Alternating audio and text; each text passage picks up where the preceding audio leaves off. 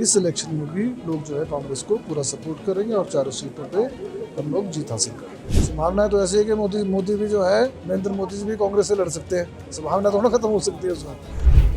फिर सही राजेंद्र राणा जी की बात हो तो पहले ही भाजपा के पाले में धोखा देके आए थे। अब उनकी कोई नई बात नहीं है, उनको कांग्रेस ने पूरा इज्जत मान सम्मान दिया है, वर्किंग प्रेसिडेंट तक उनको बनाया है। पहाड़ी राज्य हिमाचल प्रदेश की सियासत में जो बीते दिनों घटनाक्रम हुआ उसका साक्षी पूरा देश बना। राज्यसभा चुनाव के बाद से ही हिमाचल प्रदेश की सियासत में उथल पुथल है और कांग्रेस लगातार ये दावा कर रही है कि भाजपा ने चुनी हुई सरकार को गिराने की कोशिश की, लोकतंत्र की हत्या करने की कोशिश की। हमारे साथ हिमाचल प्रदेश सरकार में ग्रामीण विकास एवं पंचायती राज मंत्री अनिरुद्ध सिंह हैं। अनिरुद्ध जी, पहले तो बहुत बहुत स्वागत है आपका। Thank you. आपको क्यों लग रहा है कांग्रेस के लोगों को ऐसा कि भाजपा के लोग कोशिश कर रहे हैं इस सरकार को गिराने की? न केवल सरकार को गिराने की, कॉन्स्टिट्यूशन ख़त्म करने की बात जो पिछले कल एक मेंबर ऑफ पार्लियामेंट जो लड़ रहे हैं उन्होंने भी करी है। आप लोगों के माध्यम, मीडिया के माध्यम से ही हमने देखा है। ये 400 सीटें लाएंगे और कॉन्स्टिट्यूशन को ही ख़त्म करने की बात कर रहे हैं। और जैसे कि गोवा में हुआ है, महाराष्ट्र में हुआ है, अभी हिमाचल का प्रकरण है। ये अपनी सीटें तो इनकी जीतती नहीं है, पर दूसरे को हाईजैक कैसे करना है, डरा के, धमका के, पैसे से लोभ दे के, लालच दे के, ये इनका काम है और कोई काम ही नहीं है। तो उसके खिलाफ जो है, केंद्र सरकार के खिलाफ जो है आज यहाँ पे प्रदर्शन किया जा रहा है। कांग्रेस के जो 6 विधायक पार्टी से बगावत करके गए, जिन्होंने क्रॉस वोटिंग की, फिर वो कटौती प्रस्ताव में भी नहीं आए उससे पहले, फिर बजट पारण के दौरान भी नहीं आए, वो अब बार बार सोशल मीडिया के जरिए और प्रेस नोट जारी करके बार बार एक दावा कर रहे हैं कि उनकी सरकार में पूछ नहीं थी। राजेंद्र राणा तो ये तक दावा कर रहे हैं कि उन्हें जो है वहाँ पर जलील किया जाता था। देखिए, जहाँ तक वो ये बोल रहे हैं कि काम नहीं किए गए, मैं बताना चाहूँगा 1500 रुपये महिलाओं का पूरे प्रदेश में बाद में लागू हुआ है, लाहौल स्पीति में सबसे पहले लागू हुआ है। मैं बताना चाहूँगा जहाँ तक काम की बात है।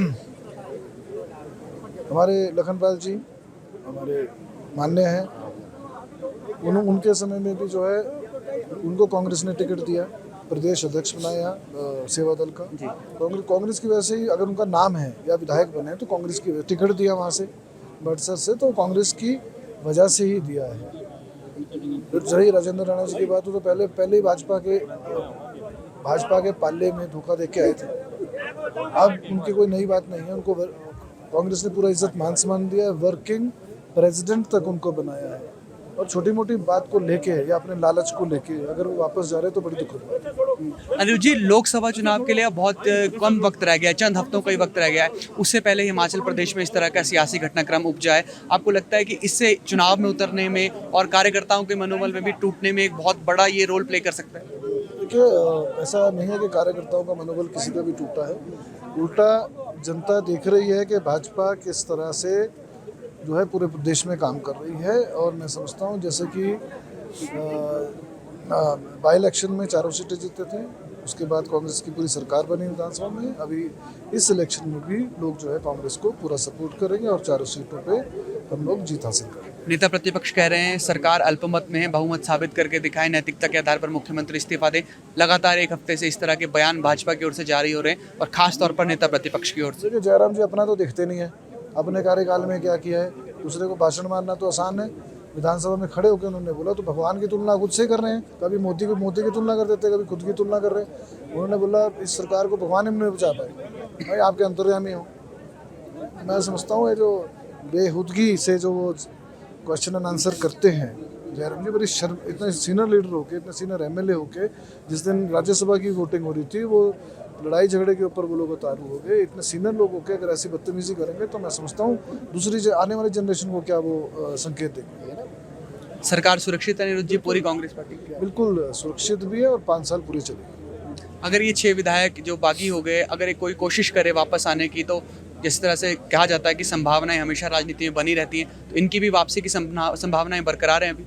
संभावना तो ऐसी है कि मोदी भी जो है, नरेंद्र मोदी जी भी कांग्रेस से लड़ सकते हैं। संभावना थोड़ा खत्म हो सकती है उसमें। लेकिन जहाँ तक इनकी बात है, अभी अनसीट करे गए, उसके बाद कोर्ट में गए हैं, कल पेशी है इनकी जी, कल पेशी लगी है इनकी, अनसीट करे जाते हैं। बाकी कल को क्या बात होती है वो माफ़ीनामा मांगते हैं, क्या करते हैं, वो हाईकमान फैसला लेगा। सर आपने समय दिया, आपका शुक्रिया। Thank you. कैबिनेट मंत्री अनिरुद्ध सिंह हमारे साथ थे और आपने सुना कि ये दावा कर रहे हैं कि भाजपा लोकतंत्र की हत्या करने की कोशिश कर रही है और भाजपा चुनी हुई सरकार को गिराने की कोशिश कर रही है। साथ ही जो राजनीति है वो संभावनाओं का खेल है और राजनीति में कभी भी कुछ भी हो सकता है।